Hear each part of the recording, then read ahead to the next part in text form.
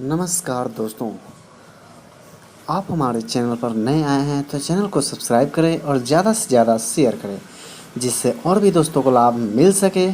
तो फ्रेंड्स, हर डिक्टेशन को कम से कम 3 से 4 बार ज़रूर प्रैक्टिस करें जिससे आपका प्रैक्टिस अच्छा हो सके। तो फ्रेंड्स चलिए, डिक्टेशन स्टार्ट होगा 5 सेकंड बाद। स्टार्ट। केंद्रीय गृह मंत्रालय ने स्पष्ट किया है कि स्कूलों को खोलने के संबंध में राज्यों को केंद्र सरकार द्वारा कोई भी निर्देश जारी नहीं किया है। इसका सीधा मतलब है कि अगले आदेश तक सभी शिक्षण संस्थाएं बंद रहेंगी। यह स्पष्टीकरण इसलिए देना पड़ा है क्योंकि मीडिया के एक हिस्से में ऐसी खबरें छापी गई थी कि केंद्र ने सभी राज्यों को स्कूल खोलने की अनुमति दे दी है। सरकार की ओर से बार बार कहा जाता रहा है कि लॉकडाउन हटाने के बाद भी विभिन्न गतिविधियों के संचालन की अनुमति स्थिति को देखकर दी जाएगी और यह सब चरणबद्ध तरीके से होगा। अपुष्ट और भ्रामक खबरों के प्रसारण और प्रकाशन के बारे में भी हिदायतें दी गई हैं।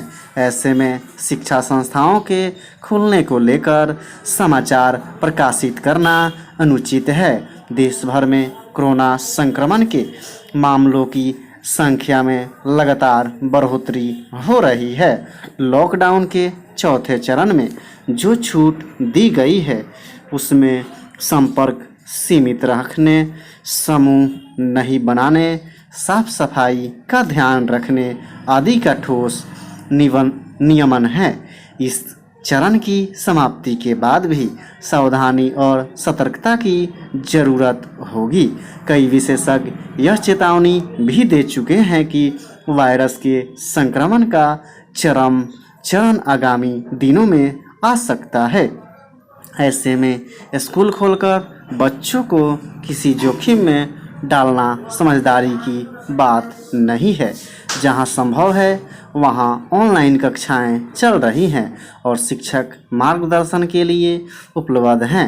घरों में माता पिता की निगरानी में पठन पाठन कर बच्चे स्कूल बंद होने की भरपाई कर रहे हैं। इसमें कोई दो राय नहीं है कि स्कूली कक्षाओं की जगह ऑनलाइन कक्षाएं नहीं ले सकती हैं और स्कूल जाना बच्चों के पूरे विकास के लिए ज़रूरी है। लेकिन यह एक सच्चाई है कि हम एक ऐसी खतरनाक महामारी से जूझ रहे हैं जिसका कोई उपचार उपलब्ध नहीं है।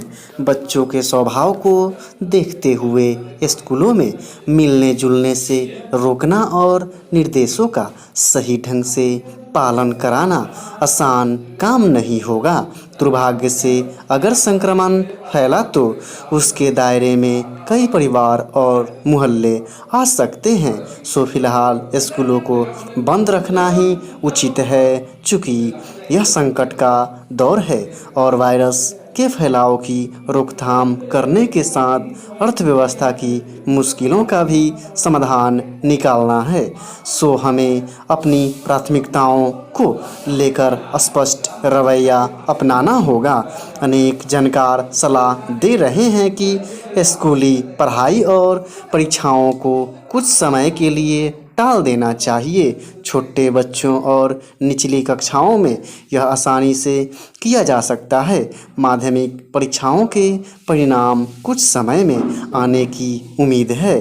तब की स्थिति के अनुसार अगली कक्षा में या कॉलेज में प्रवेश से जुड़े निर्देश दिए जा सकते हैं। इस मसले पर बहुत अधिक चिंता की आवश्यकता नहीं है और हमें संकट से निकलने पर ध्यान देना चाहिए। स्टॉप। तो फ्रेंड्स, डिक्टेशन अच्छा लगे तो लाइक शेयर और सब्सक्राइब करना न भूलें। तो मिलते हैं नेक्स्ट वीडियो में, तब तक के लिए जय हिंद जय भारत।